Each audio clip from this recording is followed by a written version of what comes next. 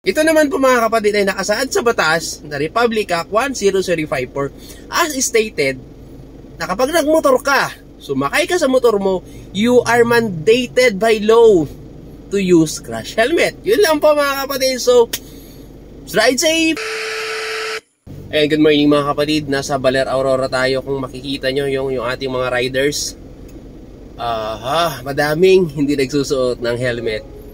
So, bakit kaya, no? Bakit kaya hindi sila nahuhuli or hinuhuli? So, sa ating pagkakaalam mga kapatid, based na rin sa ating mga kaibigan at kakilalang pulis dito sa Baler. Ang Baler sa ngayon mga kapatid ay walang ordinansa na nagbabawal magmotor ng walang helmet. Ayan, nakikita nyo yan. So, ang ating mga kapulisan mga kapatid ay, of course, pag walang ordinansa, wala silang power na hulihin yung isang rider na walang helmet. Kasi mga kapatid, magkakaroon lang talaga sila ng power na hulihin yan pag mayroon silang paniket. So, paniket via an ordinance, municipal ordinance. So, dito sa Baler, ang may kakayahan lang po na manghuli ng walang helmet ay Highway Patrol at LTO. Yan, kung nakikita nyo yan mga kapatid, may mga batang angkas na walang helmet. So, ito, tingnan nyo ito.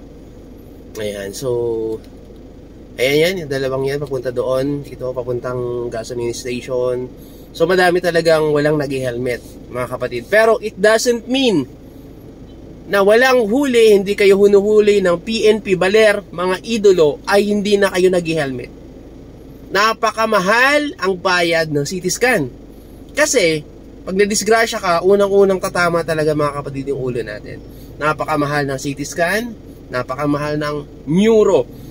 I don't think so if may neuro na regular na umiikot dito sa bayan ng Baler o dito sa ating probinsya, mukhang wala. So, ang mangyayari is consultant. Mas mahihirapan kayo. So, if ever na nagkaroon nga po ng fracture sa ulo, most likely tatakbo kayo ng kabanatuan. Ay, napakalayo ng kabanatuan. Gasolina pa lang. Malaking problema na. How much mo yung doktor?